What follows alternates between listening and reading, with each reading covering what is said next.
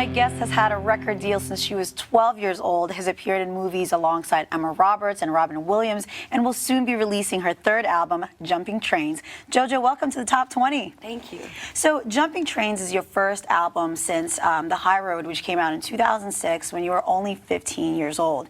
And in those 5 years, you finished high school and you did some acting and also kind of figured out what you want to do with your life and career. What exactly influenced that final decision? I had to follow my heart. You know, my mom wanted me to go to college and live a normal life. Sure. That just wasn't my desire. This has always been my dream. And, you know, education is super important to me, and it's something that I want to do, you know, a higher education eventually.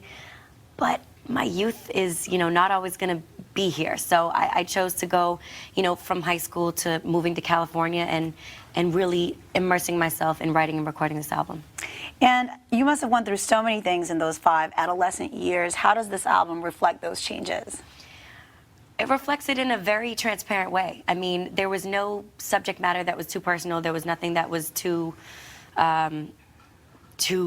deep or, you know, raw, anything. You know, I just really wanted to put everything that I was going through, whether it had to do with my career or with a boy or, you know, with my friends or, you know, kind of finding my positioning as a young woman in LA. I wanted to put it all out there. So whatever I was going through, I would go into the studio and just kind of, you know, write and record about it. How do your parents feel about it now that you're doing so great and doing your thing? Are they stoked? Yeah, I mean, they're proud. They're proud. I think they want me to come. I think my mom wants me to come home to Massachusetts, but I don't think I'll be there for a while. Yeah, I hear you.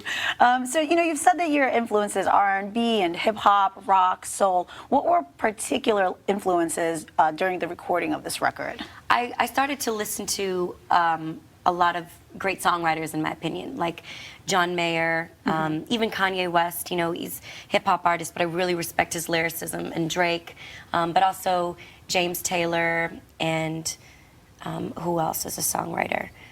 Dave Matthews Band. I mean, I started to listen to a wide variety of things, but particularly paying attention to the lyrics and how they affected me, and kind of how I wanted to have that influence me and then use it in my own way, in the way that I go about creating my music. Who would be your ideal partner to go on tour with, like your dream? Oh man, I would love to tour with Bruno Mars.